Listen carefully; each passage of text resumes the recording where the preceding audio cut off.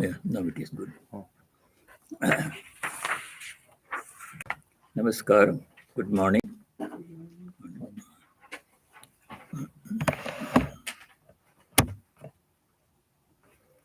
Let us begin with a prayer. This is on page 172 of the book, The Universal Prayers, the last one on that page. This prayer is from a Vaishnava scripture prayer, Sri Krishna Karnamritam. Om Tamasiravirivodyan Majjatamamburashau Plava Trishitana Sadhuvarshiva Megha Nidhiriva Nidhananam Nidhiriva Vidhananam Dirghativramayana Vishagiva Kushalam no Datamayatu Shaurihi. Om Shanti Shanti Shanti. Om. Like the sun flashing forth light unto those enshrouded in darkness, like the boat rescuing a person sinking in the sea, like the cloud showering forth its refreshing waters on the thirsty, like the storehouse of wealth, removing the distress of the penniless, and like the physician bringing relief to a person suffering from a long and painful disease, may He, the Lord, come and grant to us what is auspicious. Om, peace. May there be peace and joy in our hearts. Adhyatmika Shanti. May there be peace and harmony amongst all beings. Adi Bhautika Shanti. And may there be peace everywhere in nature. Adi Daivika Shanti.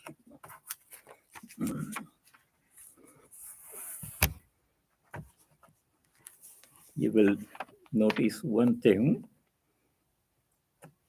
towards the end of the Bhagavad Gita, in the second half of the 18th chapter, the stress is more and more on divine grace. In contrast with this, in the earlier chapters, beginning with chapter 2 onwards, the Bhagavan Shri Krishna has been emphasizing self-effort, karma. Do your duty, do your duty. He emphasizes several times. And very specifically in the 6th chapter, there are two slokas 5 and 6, where the Lord directly says one has to lift oneself up by one's own self. Uddharedatmanatmanam atmanam avasadayet atmaiva hyatmano bandhu atmaiva ripuratmanaham.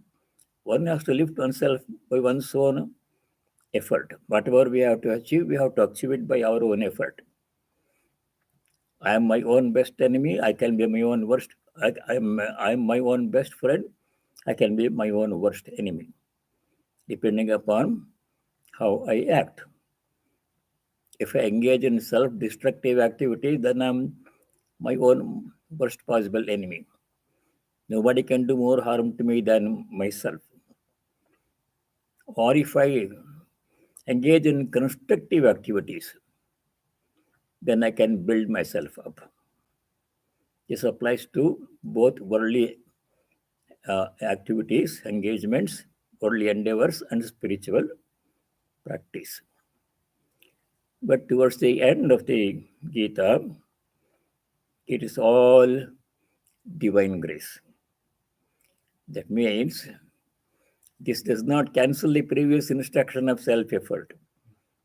It's only after we exhaust everything in our power that we can say, lift our hands and say, "Oh Lord, I've done everything I can. Now it is in your hands." This can be understood with Sri Ramakrishna's parable.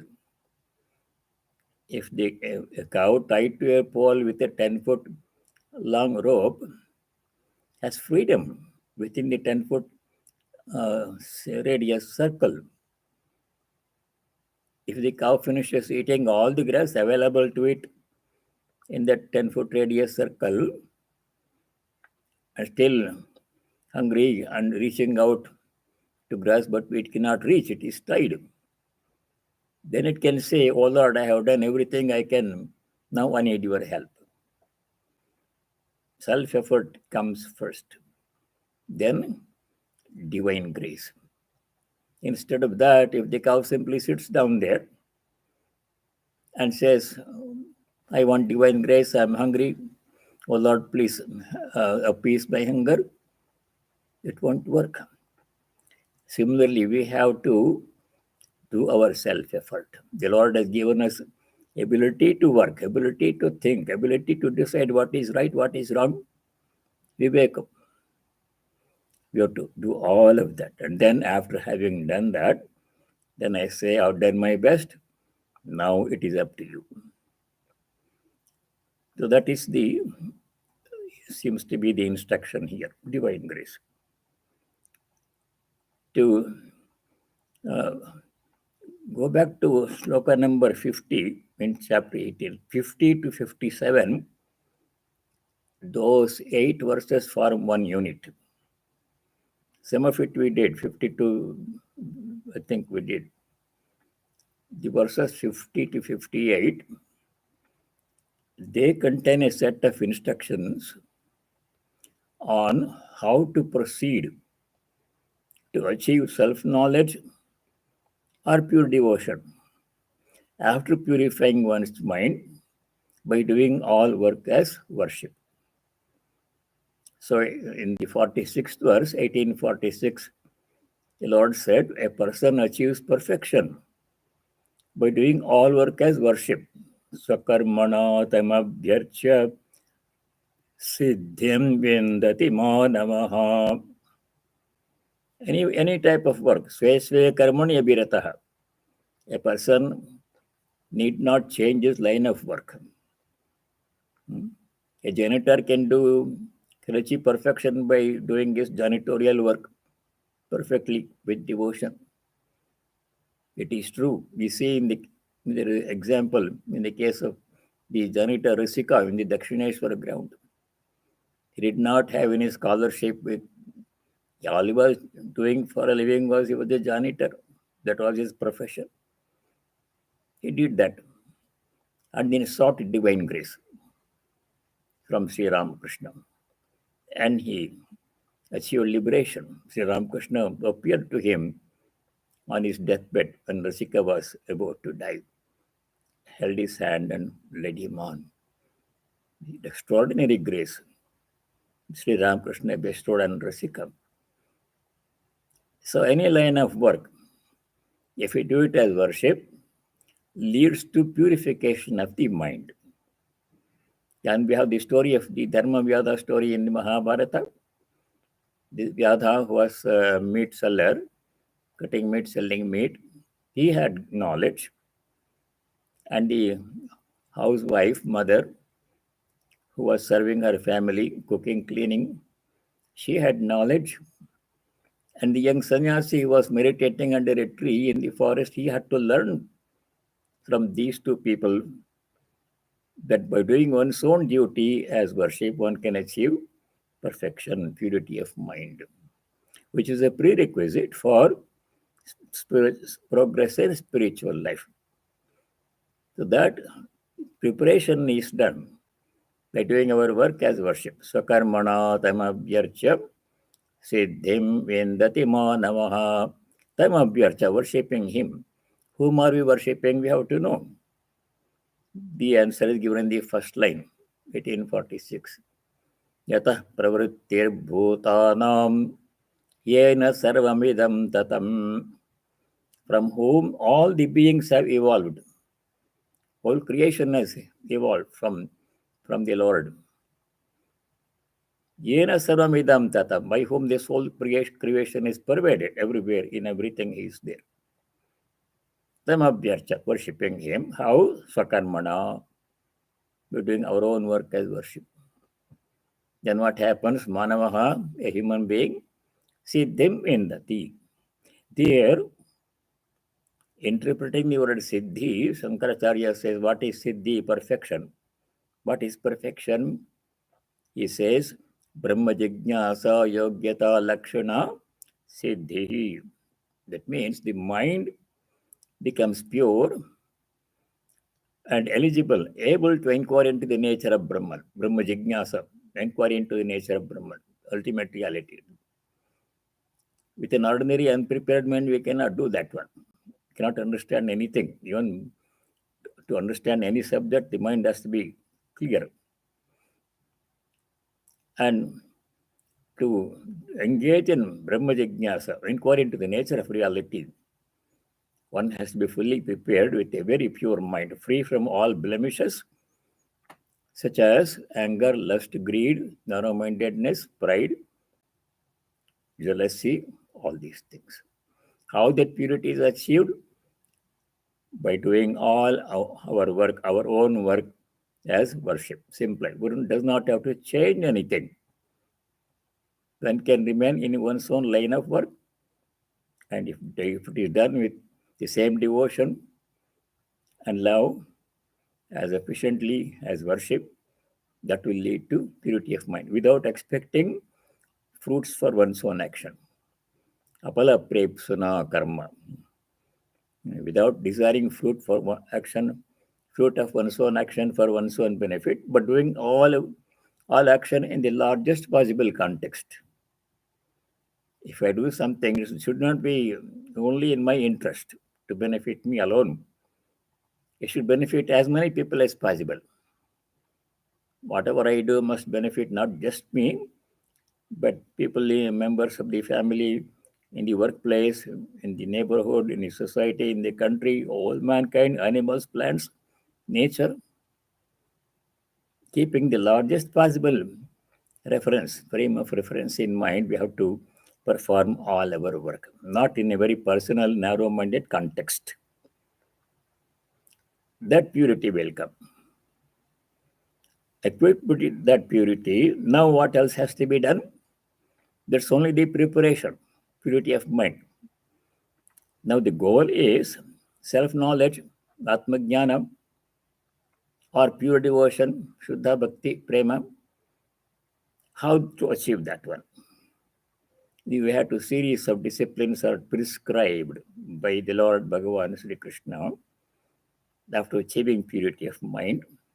And what else has to be done? Those are all described in these next 6-7 verses, beginning with verse number 50, 18. We did this one. Let me go over it quickly. Verse number 50. Siddhiṃ prāpto yathā brahma tathāpnoti nibodha me samāsenaiva kaunteya niṣṭhā jñānasya ya parā. Siddhiṃ prāptah. After achieving a siddhi. Siddhi means what? Perfection. Perfection means what? Purity of mind and making the mind fit to inquire into the nature of reality. With that purity of mind, siddhiṃ prāptah, yathā brahma apnoti. How a person can achieve self-knowledge, Brahman. That you will learn from me. That nibodha me, samāsenaiva. Briefly, I am going to explain how a person can achieve self-knowledge, Brahma jnana, after equipping oneself with purity of mind acquired by practice, doing all work as worship. It's the context for the next few slokas. That Brahma jnana, self-knowledge, is jñānasya ya parā niṣṭhā, the supreme culmination of all effort, spiritual effort, self-knowledge, final result. Now we go to the specific steps to be taken, spiritual devotional practices to be done with a pure mind. 51. Buddhya vishuddhaya yukto dhrityatmanam niyamya cha shabdadin vishayan tyaktva ragadvesha vidasya cha. This series of steps to be done. Sentence is not complete. Doing this. List of things are given. First one is Vishuddhaya Buddhya Yuktaha. Equate with a pure mind, purity of mind. Yuktaha. Atmanam Dhritya Niyamya. Here Atman here means not the Jivatman or Paramatman. Atman means the individual, body, mind, sense organs. Three instruments we have. Speech, body, speech, mind, and sense organs, through which all actions happen. Niyamya, controlling them. How? Dhritya, with steadiness, with resolute steadiness. Not half-heartedly, with steadiness, resolution. Dhriti means with firm resolution, I'm going to practice these things. Atmanam niyamya, controlling body, mind, sense organs. Why do they need control? Because, as you have seen before, the mind and the sense organs, especially the five jnanendriyas, sense organs of perception, they have a natural tendency to go out into the world of sense objects and seek contact with sense objects, hoping that such contact would bring happiness. That's their tendency. They are made like that by nature. Yes, you know from the Upanishad. There, it is said, Paranchekani vetrana swayambhu tasmat parang pashyati na antaratman. An ordinary person, his or her mind and sense organs. Kani means the five openings, five sense organs of perception. Jnanendriyas. They are made in such a way by the Lord. Swayambhu. Put the blame on God. He made my mind wander here and there. That means the natural tendency. To do what? Parang pashyati. Seeing the outside world. Outside world. People are very familiar with whatever is happening in everybody else's life. The Jeopardy game, the trivia, they have to know who sang what song in the 1948 movie, they can tell. On celebrity gossip, everything they know, what is happening, who is doing what. And we also know the outside world. You can get pictures on your computer screen of the remote galaxies. This light coming from the galaxy has taken millions of light years to reach us. All that information about the outside world we know. Parag pashyati, antaratmanna pashyati. We don't see the self within. Where is the time to inquire into the nature of the self? Busy with the world. So that is a nature of sense. That's why they need control. How to do then? Kaschid dhiraha amritatvam icchan. A rare person it takes. Ordinary people are busy with the outside world. It takes a rare person with strength and intelligence. Dhiraha, kaschid dhiraha, pratyagatmanam aikshat. Succeeds in seeing the self within. He realizes that I have been that self. Aham Brahmasmi.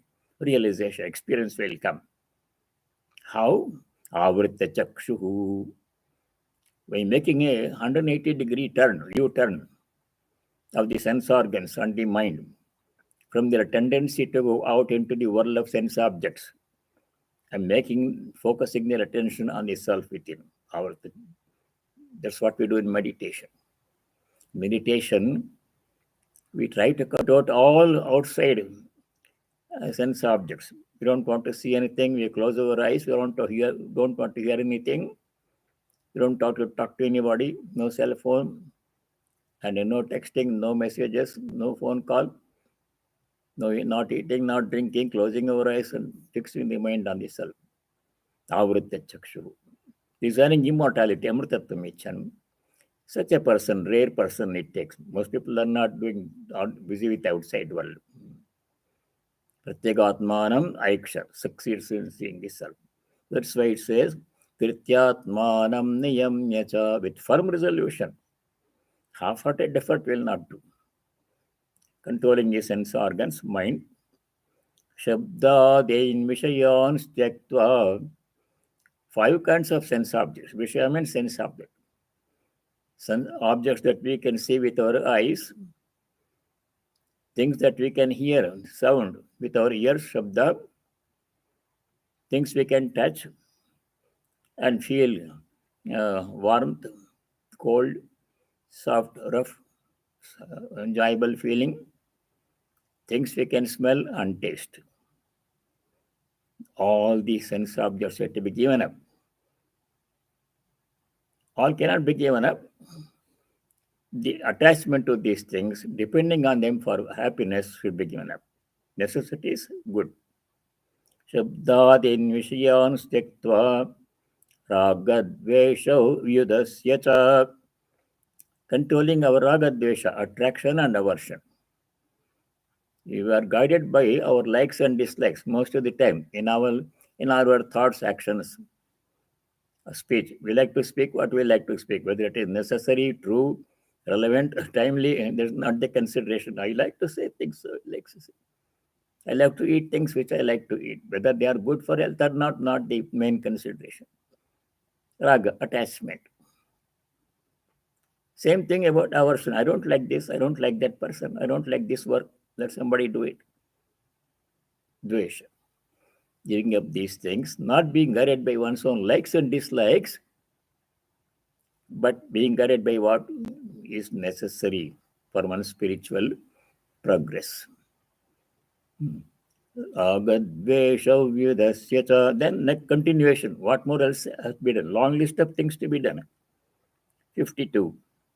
Vivikta sevi lagvashi yathā manasaha jnana yoga paro nityam vairagyam samupashritaha. Vivikta sevi. All this has come before. All these things have come before in different chapters. They are brought together here. Vivikta sevi means a person who resorts to solitary places.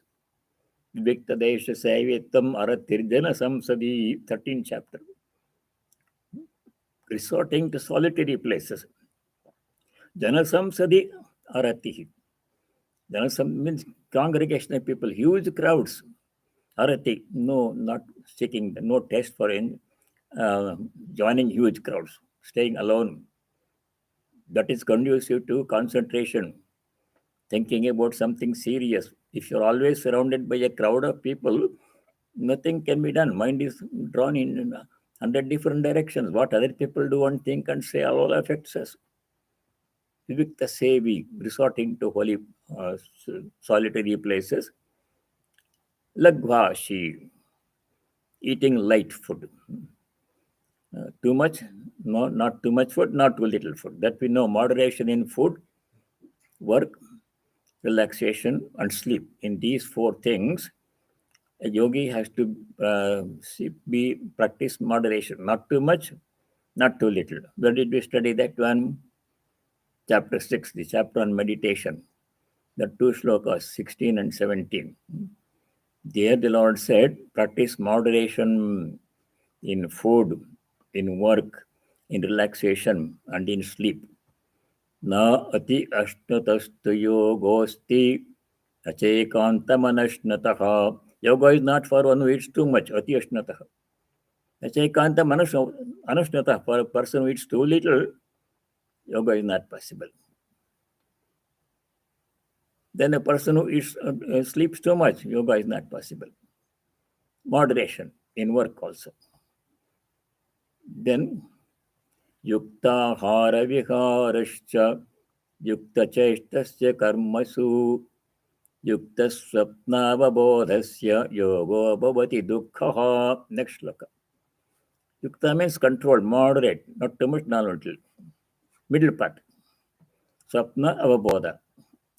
Sleeping and waking must be enough. The sleep must be there. Not too little sleep, not too much sleep. Same thing about food and activity. So that is lagvashi, eating light food. If the heavy stomach, we cannot meditate. We feel sleepy. Yathā vakkāya mānasaha. Again it has come. Yathā vakkāya manasa. Vak means speech. Kaya means body, sense organs. Manas means mind. All these three instruments have to be controlled. They have a natural tendency to go out and seek contact with sense objects, hoping to get pleasure from that one. That tendency has to be curbed. And their attention, energy have to be focused inward on itself within. You have to think about what we want to know. If you think of something else, we don't know what we have to know.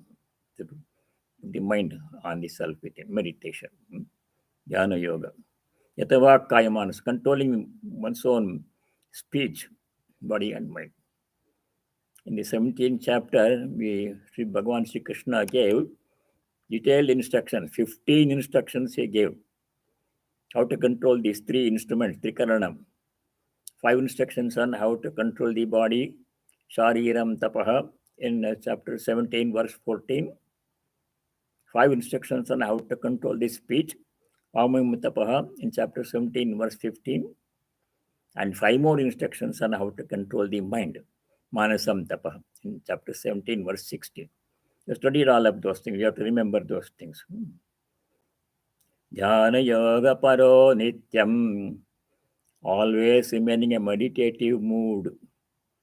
Meditation just not only when you sit down for half an hour, 1 hour in the morning or evening. At all other times, the mind has to be in a meditative mood. If you think about all kinds of worldly things, whole day, and then sit down for meditation for half an hour in the evening, that will not work. All the thoughts will come. During the whole day, we have to keep the mind in a meditative state, not thinking about anything that is unnecessary for a spiritual life. Jnana yoga paro nityam.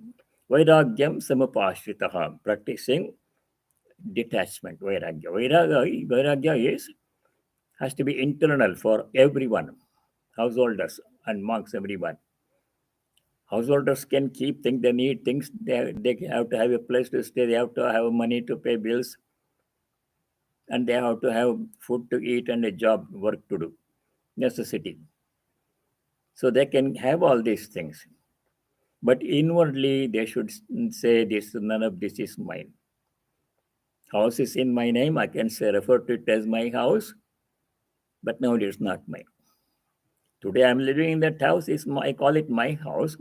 Before I came, somebody else was living in that house, he used to call it his house. And after I leave, somebody else will occupy the house and he will call it his house. Whose house? So we can say for conversation, my Rama, my Hari, my child, my job, my work, my money, my house, we can say. But inwardly, we should know none of these things belong to us. A devotee says, not mine, but thine, O Lord. All these things have come to me. Parents came at me, I took birth only because I wanted to have a birth. We won't be born unless we want to be born. Some desires are there, karma to be worked out, prāpto to be worked out, so we are born. It was necessitated by my own actions, this birth. From beginning, from that, everything I have, my body, and my parents, my siblings, my friends, my relatives, and my work, my money, my possession, my house, my car, my child, husband or wife, all came. None of it was there in the beginning. And they all are with me, going to be with me for some time. None of them will be there all the time. And then in course of time, they'll all leave me. They will be there, I have to leave, or I will be there, one of them, or all of them together, they leave. All associations are temporary. All possessions are temporary. All relationships are temporary. But as long as these things are with me, we have to be thankful for them, use them for the purpose for which they were given. And when their time up with us ends, we should say, thank you for being with me. I've done my part. I've taken relatives are there, wife, husband is there, parents are there, siblings are there. I've taken good care of them, allowed them, I did my duty by them, and time of separation has come. So you go your way. My part is done. Our time together is over. Readiness for that one, inwardly. That has to be there. Like house sitting for somebody. If you am house sitting for someone, that person comes back after 1 month, I have to vacate the house. Thank him for giving me the opportunity to stay there, do something for him. I took good care of the house. I lived in the house. I mowed the lawn. I watered the plants, and I fed the cat, and I used all the appliances. I paid the bills, cleaned it. Now, thank you for the opportunity to use these things. Stay in your home. I'm going back my own home. You take your home back. That's what we should say. Thank you for this opportunity. And we should not cling to them. Once he comes, claims his house, it's his house. Never was mine in the first place. So that inward detachment is necessary for everybody, for monks and householders. For monks, both inward and outward renunciation is necessary. For monks, no storage, not keeping things for the future, not worrying about where the next meal comes from. Karatala bhiksha, torutala vasaha. Not having any possessions, no money, no job, no family, no children, no person, no house, no property. Both inward and outward renunciation necessary for monks. So vairagyam samupashritaha 52. 53. Continuation of things to do. All this after acquiring purity of mind. 53. Ahankaram balam darpam kamam krodham parigraham imuccha nirmimashanto brahma bhuyaya kalpate. Giving up vimucha, giving up all these things mentioned in the first line. What? Ahankara, egotism. I am such and such a person. I have so much knowledge, I know more. I'm a genius, I have more money, I have a bigger car, I am the president. This feel exaggerated self-image, self-importance should be given up. Humility must be there. Ahankaram, balam. Balam here means strength is necessary. We need balam. Without bala, we cannot achieve anything, either in worldly activities or in spiritual life.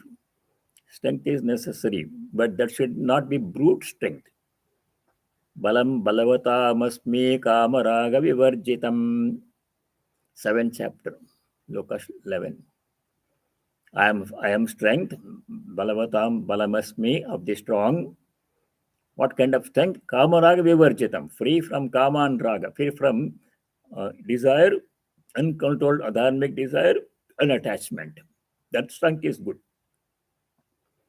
Bahubala means physical strength, necessary, but it's not permanent. Old age comes, if time body becomes weak. But at least sometime in our youth, we should be strong, then we can do things. More than that is manobala, strength of mind, mental strength. It must be very strong. Not easily deterred by ordinary obstructions. Strength of mind necessary. Yoga bala, yoga strength, spiritual practice, moral strength, physical strength. Physical strength, free from attachment and desire and anger. If a person is very strong and is full of anger, jealousy, hatred, then his strength will be for destructive purposes. That is not what we want. We want strength, but without these blemishes. Sattvic strength. Balam, that brute strength has to be given up. Vimuchya. Darpam. Darpa means a pride. If you have a good position in a company, that person is very proud. looks down upon others who are in lower positions. That's not true. That's not good. Every position is necessary. Every work is necessary for the well-being of the whole society, for the well-being of the whole company, whole family, whole society. Everything is necessary. If something is a disagreeable work, one should not hate it. It is dependent, it has to be done, even if it is disagreeable. If some work is agreeable, brings visibility, fame, and reward, one should not become attached to it. But if we study that one, this chapter 18, shloka number 10. Nadveshti akushalam karma kushale nanushajjate tyagi sattvasamavisto medhavi chinna samshayah.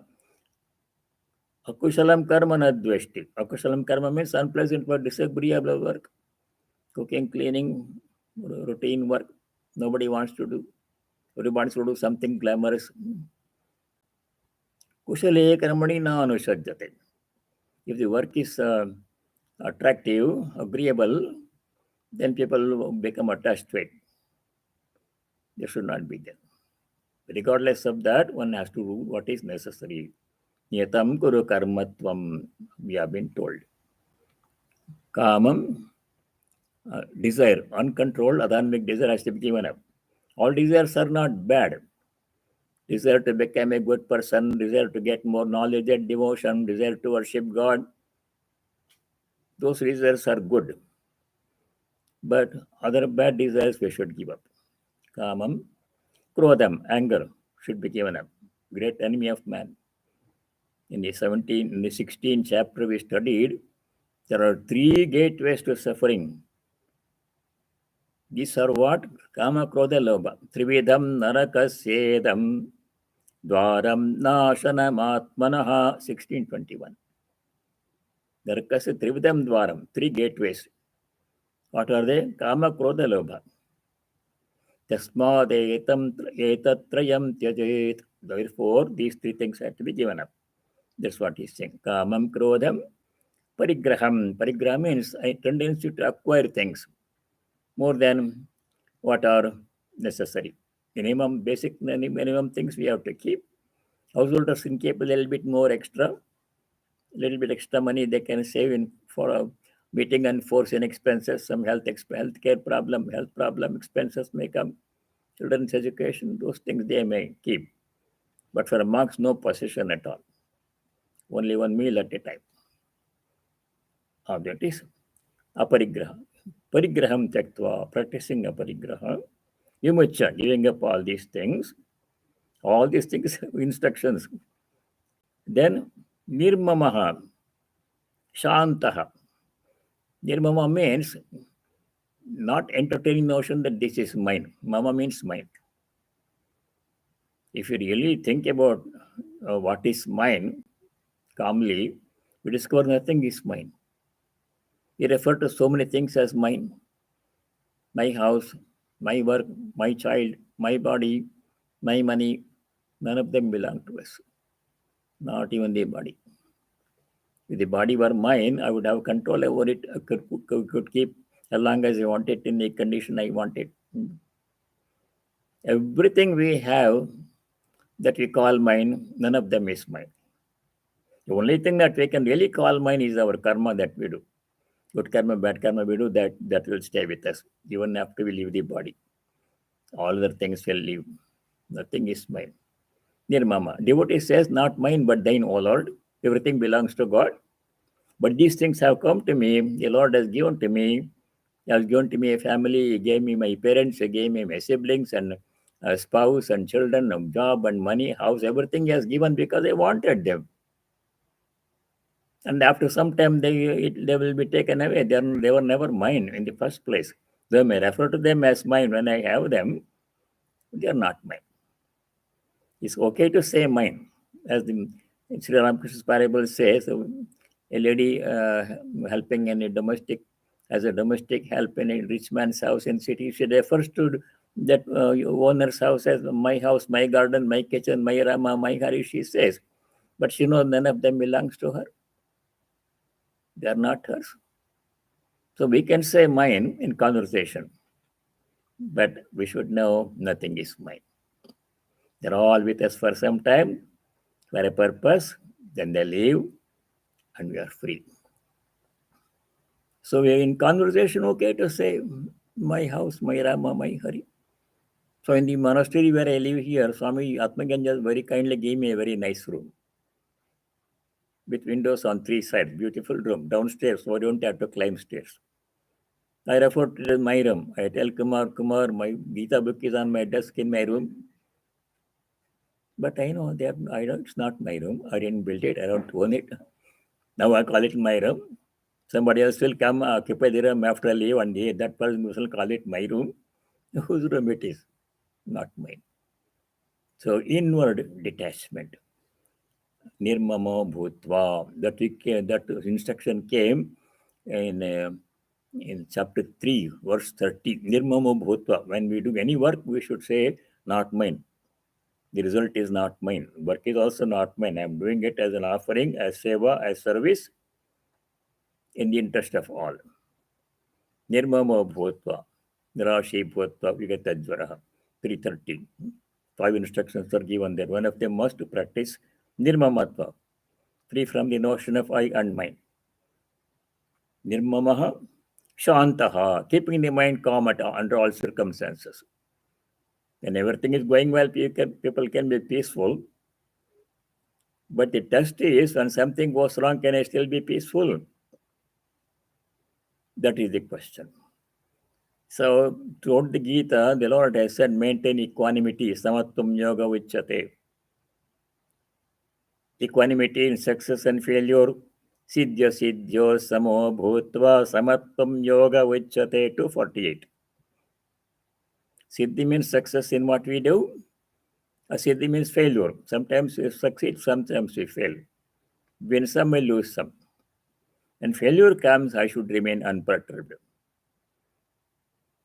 When success comes, we don't say, why did I succeed? Like when failure comes, we wonder why this happened. Then that we have to remain calm. Siddhya siddhyo sama bhutva. Similarly, in all, sukha dukkhe same kritva. Labha labho same kritva. Jayajo same kritva. 238. Remaining calm, treating everything alike, taking everything in stride, remaining calm in spite of disturbing circumstances. That ability is very important for a spiritual seeker. Not being upset by small things. Shantaha. This is explained many places in the Gita. One place where you can see is chapter 5, shloka number 20. Na prahrushyet priyam prapya nodvijet prapya cha priyam. Priyam prapya na prahrushyet. If something pleasant happens, should not exult too much and start celebrating. Next moment things may change. Apriyam prapya na udvijet. If something unpleasant happens, one should not become perturbed. Remain calm. Samatvam yoga vichyate. Shantaha. If you do all these things, then what is the result? That says at the end of 53, Brahma bhuyaya kalpate, becomes fit for the status of Brahman. Then a person is ready. Person then can give up, I'm not the body mind. The whole held lifelong impressive misperception held all lifelong, I'm the body mind, can be given up at that moment, and one can truly say, I am the Atman, Brahman, Am Brahmasmi. Only then one person can say, after giving up attachment to body, sense organs, property, possessions, everything, with a calm mind, no pride, no ego, no disturbance. Such a person practicing all these disciplines with a pure mind, such a person becomes fit for knowing Brahman. Brahma bhoya kalpate, becomes fit for the status of Brahman, Brahmajnani, then we can say. Not until then. It's all the steps we have to do. Then what happens? We'll finish a couple more shlokas. Then what happens? Brahma bhutaha. 54.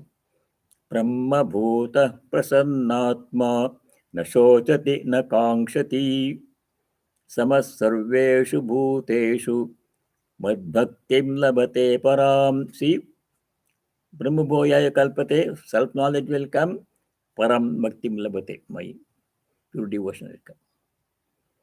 If you practice these disciplines, you get both self-knowledge, atma-jnana, and parabhakti, pure devotion. That is the beauty of this one. Brahmabhutaha, becoming Brahman, that means experiencing oneness with the divine. So far, we are experiencing oneness with body-mind. That misapprehension is given up, and one begins to experience one divine nature, divinity within. We begin to feel, experience the divinity within. Such a person, Brahma Bhutaha, Prasannatma, with a tranquil mind. The mind becomes totally tranquil then. Until then, we have no peace of mind. Until we reach that stage, there will be always something disturbing the mind. Though temporarily we enjoy a little bit of peace every now and then, that peace is simply absence of something that is disturbing us for the time being. Short-lived. Something happens and that is peace is disturbed. That's not true peace at all. This true peace, prasannatma, true unperturbed peace and calmness will come. Nothing will disturb that mind. Such peace a person enjoys only then. Prasannatma na shochati na kankshati. No grief, there's nothing to lose. Grief comes because we lose something that is precious to us. Bereavement or loss of a job, or loss of a child causes a lot of grief. But for this person, there is nothing, only self. There is no second object at all. Ekameva advitiyam. Then what is there to lose? What is there to grieve about? No desire also. Desire means a feeling that something is missing, I want that one. That is desire. A feeling of incompleteness, a gap is felt in a person. A jobless person doesn't have a job, so his desire to have a job. That makes him restless. Look for a job here and there until he gets one, he is restless. And he gets a job, then he complains, this work is difficult, I don't like it. Doesn't pay much like that. Anyway, that's human nature. No desire. Desire means I'm experiencing my full infinite nature. What is there that can add to make me happier? If I'm engaged in infinite happiness within, Atmaniva Atmana Tushtaha, as we saw in second chapter, Shloka 55, then what do I need outside to make me happy? If I'm 100% happy, then nothing can make me more than 100% happy. And all that is within myself, not depending upon outside things, other people's contact and money. And Atmaniva Atmana Tushtaha. If I am totally 100% fulfilled, full, sampurna, perfect, then nothing else that can add, make it bigger. Infinite happiness is there. You cannot add anything to infinity and make it bigger. I'm infinitely happy within myself. Buddhigraha matindriyam, sukham atyantikam. So extreme happiness. Sri Ramakrishna explained that one. I mean, samadhi, so much joy the human frame cannot contain that one. Freezes. For such a person, there is nothing to desire. No kankshati, no kangsha, no desire. Totally akamahataha. The Upanishad, they call such a person akamahata. Akamahata means a person not afflicted, but desire is an affliction, incompleteness. If you have desire, that means you are not complete. That means I'm feeling some gap in my life. I want that one fulfilled. Then I'll be happy. That state of mind is called desire. For such a person, nothing to desire. Totally fulfilled. Anashotati nekankshati. Brahmabhuta, person who experiences oneness with the divine, has Brahma Jnana or pure devotion, parabhakti, no desire, no grief, nothing to lose, nothing to gain. Samas sarvesha bhuteshu. This has come so many times. Same centeredness towards all beings, seeing the same divine in all. We see differences from one person to another, like this person, I don't like this person. I like this food, I don't like that food. Likes and dislikes are there because we are ragadvesha, driven by ragadvesha. But a Brahmagyani has no likes and dislikes. Sarveshu bhuteshu samatu, same towards all. How can he be same towards all? People are so different. How can I be same-sighted? The Brahmagyani sees only Brahman in all beings. Disregard their appearance. Body mind is only an outward garment, body mind. Self is sitting within everybody. Samam sarveshu bhuteshu tishtantam parameshwaram. In all the being, the Lord is sitting. The same way. 1327. That's what the Brahmagyani sees. Not guided by appearance of body and mind. What work he does, what language he speaks, what food he eats. They are not the consideration. Brahman is present in all. So same-sightedness based upon seeing the same divinity in all. So we studied that one in 518. There, Bhagavan said, a jnani, a pandita, sees everybody alike, treats everybody alike. Alike means everybody means what? Vidya vanaya sampanne, brahmane, gavi, astini, shuni, chaiva shapake cha pandita samadarshinaha. A knowledgeable person who has self-knowledge sees same divine in all. It's everybody alike. At one end of the spectrum, a highly qualified, educated person, cultured person with humility, knower of Brahman, Brahmanaha, Vidyavane Sampannaha. Other end of the spectrum, Shapaka, person, no culture, no education, subsisting by eating meat, duck's meat. And in between this, in that spectrum, you see animals also. Gavi, Hastini, Shuni. Dog, elephant, and cow. In all of these things, one divinity resides, same. Bodies are different, minds are different. Only that a Pandita sees the divinity in all of these things and treats them all alike with respect and compassion. Does not look down upon anybody. That is Samadarshitva. Samasarveshu bhuteshu madbhaktim labate param. Param bhaktim labate, achieve supreme devotion. Brahmabhoyaya kalpate, param bhaktim labate. Both will come. Self-knowledge, Brahmajnana will come. Supreme devotion will come. Pure devotion will come. Praga bhakti will come. So, then, with that para bhakti or supreme knowledge, self-knowledge, what happens? Next step, 55. Bhaktya mam abhijanati yavanyashchasmi tattvataha tato mam tattvato jñātva vishate tadanantaram. Bhaktya, with that pure devotion, madbhaktim param labate, with that pure devotion, mam abhijanati, understands me very well. Mam means the Lord here. Understand God. We talk about God all the time, not knowing what God is. Right now.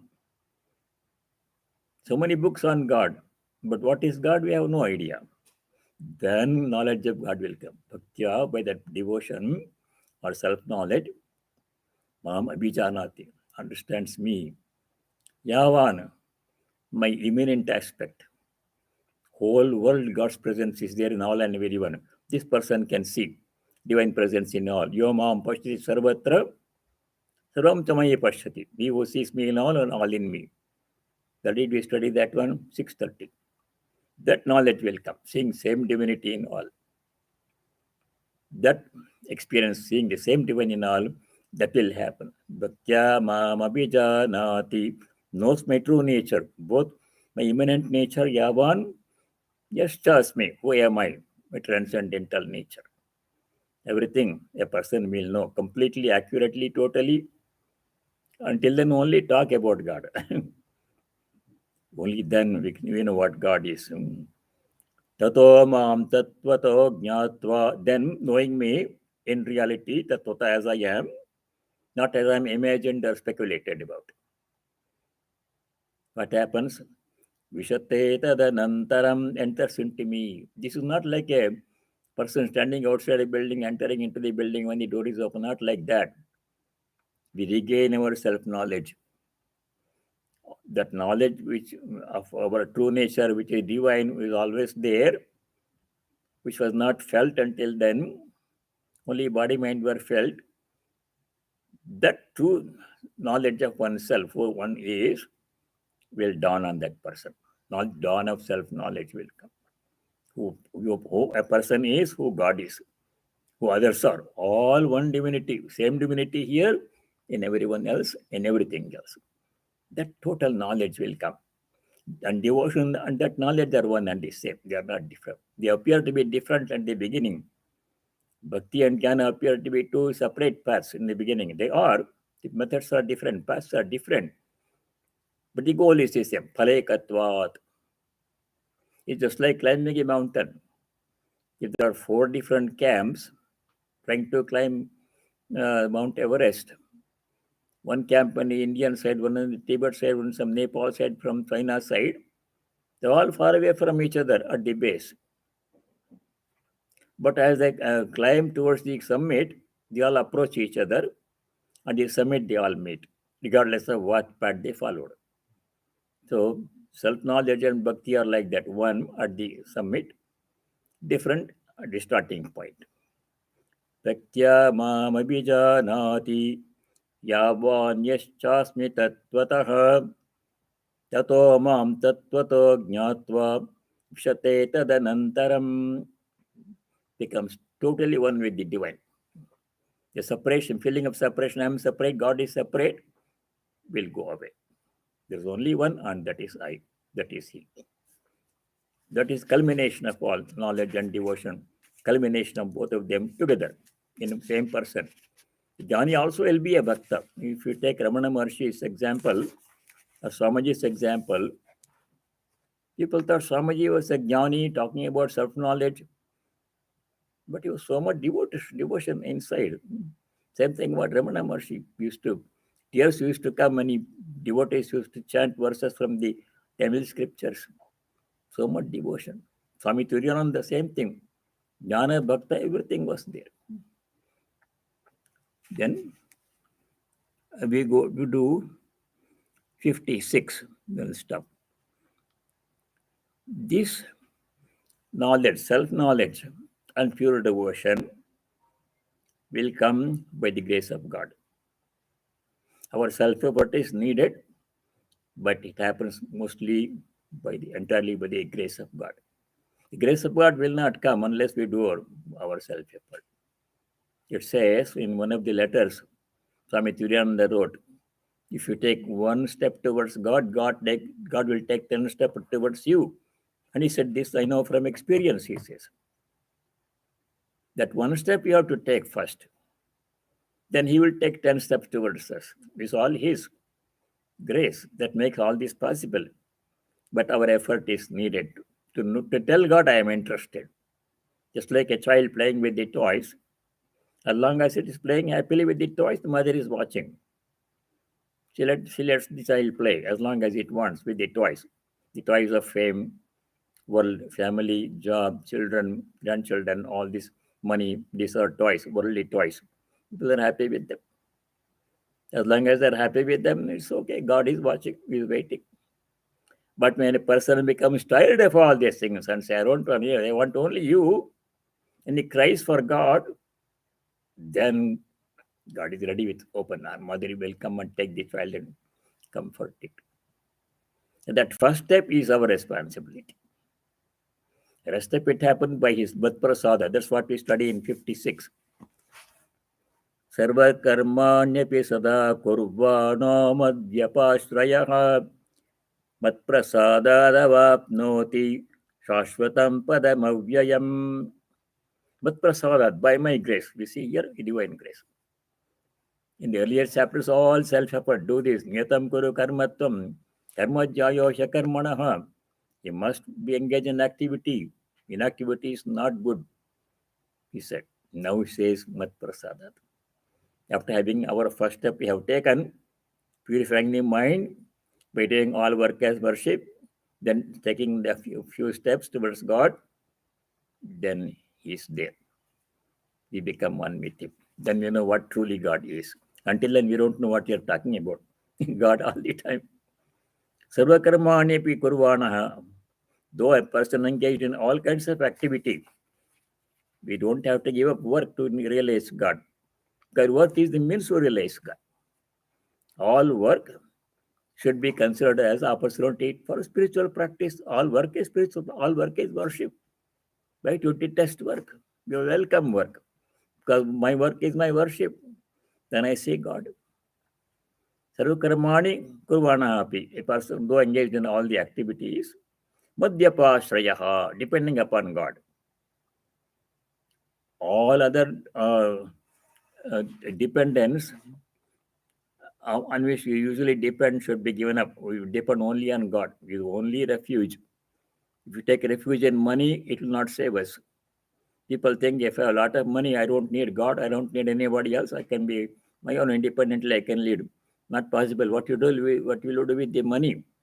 If the body is become very sick and lying on the bed intubated, you may have millions of dollars in the bank, money will not help. So Anyasrayanam Tyagaha, Narada Bhakti says in his sutras, giving up all other sources of dependence, not depending upon money, not depending upon strength, not depending upon one's own high position may be lost, not depending upon any other thing, worldly thing, but depending only on God. He is only refuge. All other refuges are not permanent. They appear to promise, they deliver very little. Sarvakarmanyapi sada kurvano madhyapashrayaha, depending on me, performing all the duties. Matprasadadavapnoti, he will get by my grace. Matprasadadav, he will obtain. What will he obtain? Shashvatam padam avyayam. Avyayam means eternal. Shashvatam means eternal. Avyayam means imperishable, unchanging. Padam, supreme abode he will get. Param dhama. Yadgatva nanivartante tadhama paramam mama. So we reach the abode of God, our true abode. That's where we truly belong. This is not our place. Manoj Cholani ji ne कहते हैं that song Swamiji used to sing for Sri Ramakrishna. Oh my mind, let's go back to our own abode. This is not our place. We are strangers wandering in this world, not knowing where to go, lost in this world. It's not our place. We have to go back to our own abode. That's supreme padam. Tat padam param avyavam avapnoti. We get. We reach God. We reach Brahman. How? Mat prasadat, by my grace. See, this is the teaching here. We have to take the first step, then God will take 10 steps. If I simply sit down there, God will take care of everything. I don't have to do anything, nothing will happen. I'll be sitting down there. The cow has to graze all the grass available in 10-foot radius circle. Then if it is still hungry, it will reach out and owner will come and extend the length of the rope by another 5 feet. But if it is happily sitting without eating anything in the area available to it, then why will the owner come and extend the rope? He is watching. So we have to engage in self-effort. Buddharedatmanatmanam. Then what happens after doing all of that? Sarvakarmani pisada kurvana madhyapashti. Depending, we do all our duties diligently as worship, depending on God. Then what happens? Mat prasadat, by His grace, the Lord says, by grace. Avapnoti. Shashvatam padam avyayam. We get supreme abode. We reach God. That is, stop here and continue next time from 57 onwards. Om sarve bhavantu sukhinah, sarve santu niramayah, sarve bhadrani pashyantu, ma kaschid dukkha bhag bhavet. Om shanti shanti shanti. Om, may all be happy, may all be free from afflictions, may all realize and practice what is noble, dharmic and auspicious. May no one be subject to any kind of suffering. Om, peace. May there be peace and joy in our hearts. May there be peace and harmony amongst all beings. And may there be peace everywhere in nature. Hari Om Tat Sat. Sarvam Sri Ramakrishna Arpanamastu. I wish you all happy Thanksgiving. And you are welcome to join us for Thanksgiving celebration tomorrow. You are welcome. And this weekend, Swami Nishpapananda will be here visiting from St. Louis. This Sunday, he'll be talking on Swami Brahmarupananda's spiritual teachings. You're all welcome to attend. You can attend in person or you can watch from home. Thank you and namaskar.